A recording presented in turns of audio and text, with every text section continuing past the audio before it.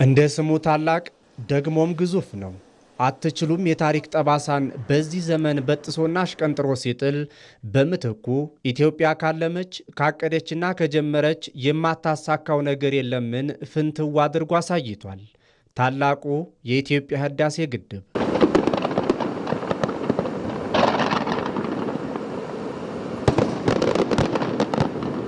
ይህ ግድብ የኤሌክትሪክ ኃይል ማመንጫ ብቻ አይደለም። ይልቁንም የኢትዮጵያውያን የአንድነት ማሳያቸው፣ የጽናታቸው ምልክትና የብልጽግናቸው ተስፋ ነው። የዛሬ 129 ዓመታት ገዳማ አባቶቻችን በሰሜኑ ተራሮች ላይ ቅኝ ግዛትን ድል አድርገው የአፍሪካን የነጻነት ፋና እንደለኮሱ ሁሉ ዛሬ ደግሞ የልጅ ልጆቻቸው ድህነትን ድል ለመንሳት በአባይ ወንዝ ላይ ታሪክ ሰርተዋል።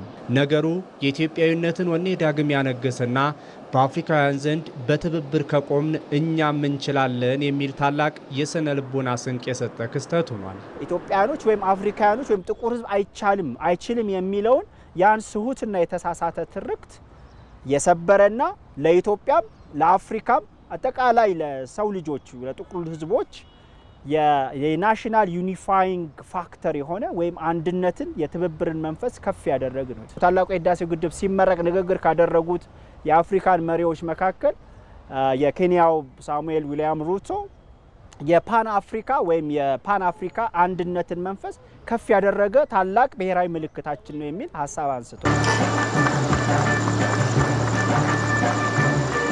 The Grand Ethiopian Renaissance Dam is not merely a national project. It is a Pan-African statement. የታላቁ ህዳሴ ግድብ ሀገራዊ ፕሮጀክት ብቻ አይደለም። ይህ የፓን አፍሪካኒዝም መገለጫ ነው።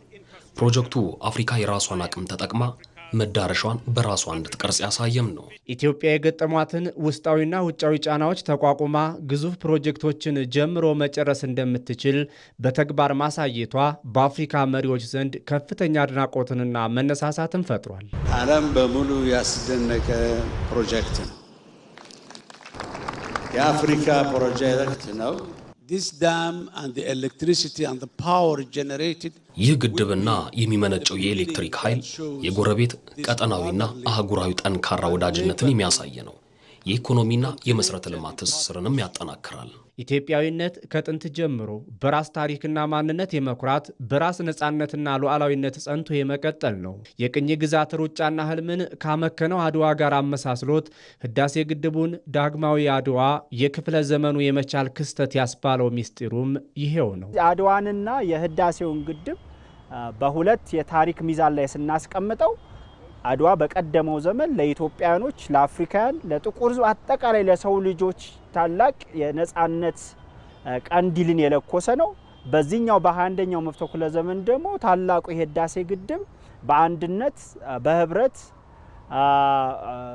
አንድ ላይ በመሆን ለዚህ ትውልድ አንድ የመቻልን በአፍሪካኖች መካከል የኢኮኖሚ ነጻነት የኢኮኖሚ ለዋላይነትንም በራስ ችሎታ በራስ ገንዘብ ተባብሮ እንዲህ አይነቱን ታላቅ ፕሮጀክት እውን የማድረግን የዘመኑ ወይም የክፍለ ዘመኑ አንድ የታሪክ ክስተት ነው። ለዘመናት አፍሪካ ግዙፍ ፕሮጀክቶችን ለመገንባት የዓለም አቀፍ አበዳሪዎችን ደጅ ስትጠና በፖለቲካዊ መስፈርቶች ስትገፋና አትችሉም በሚል ንቀት ስትገታ ቆይታለች።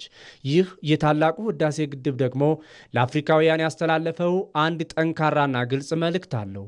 የመለወጥና ከድህነት የመውጫው ቁልፍ በእጃችን ነው የሚል የተስፋዋ ምድር ኢትዮጵያ አፍሪካ በራሷ አቅም በራሷ ምህንድስናና በራሷ ልጆች ጥረት ታላላቅ ተአምራቶችን መስራት እንደምትችል ለዓለም አሳይታለች። ይህ የኢኮኖሚ ነጻነት አዋጅ አፍሪካ ከልመናና ከጥገኝነት ወጥታ ወደ ራሷን የመቻል ምዕራፍ መሸጋገሯን ያበሰረ የአፍሪካ ህብረት የአጀንዳ 2063 ጋር የተሰናሰለም ነው። አፍሪካን በኢኮኖሚ ሶቨርኒቲ ወይም ነጻነት አንድ አድርጎ አፍሪካን በዓለም ደረጃ የራሷ የሆነ በፖለቲካው በኢኮኖሚው በየትኛውም ዘርፍ ውስጥ አፍሪካ የራሷን ማንነት የራሷን ባህል የራሷን ስልጣኔ የራሷን የማደግ ተስፋና ህልም እውን የማድረግ ነው እንግዲህ አጀንዳ 2063። ስለዚህ የታላቁ የህዳሴ ግድብ የአጀንዳ 2063 የመቻልን በራስ አቅም የማደግን በራስ ችሎታ እንዲህ አይነቱን ትልቅ ፕሮጀክት እውን የማድረግ ያ ፕሮጀክት ደግሞ ለኢትዮጵያን ብቻ ሳይሆን ለጎረቤት አገራት አጠቃላይ ለአፍሪካ የኢኮኖሚ ነጻነት የኢኮኖሚ ትስስር